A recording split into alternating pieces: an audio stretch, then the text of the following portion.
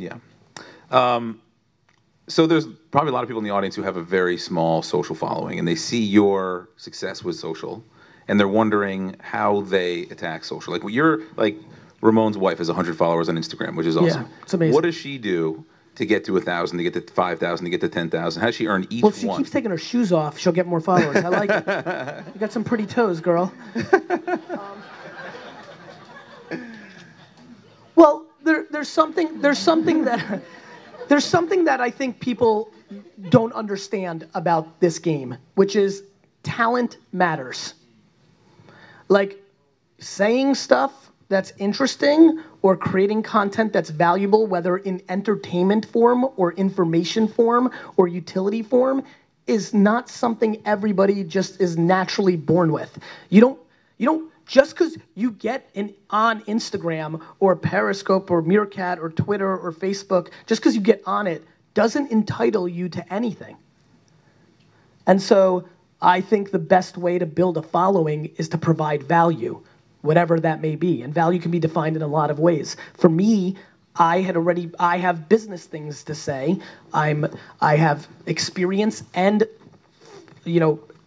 disproportionate leverage and understanding of what's happening in the marketplace because I'm living it. So I have something to say. It brings people value.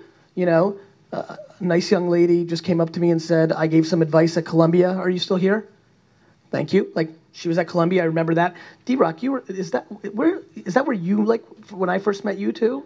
And who else was there that day? Alex DeSimone? It was a very special thing I did. That night was really special. I've heard like 10 good stories from Columbia. Small group, 40, 50 people. She came up to me, she goes, you gave me some advice at that event. I used it. It's been good for my life. When you can do that, people will continue to come and listen to what you say. So I think the best way to build a following is to provide value. And there's a lot of ways to provide value. Maybe you can't come up with original content like I do.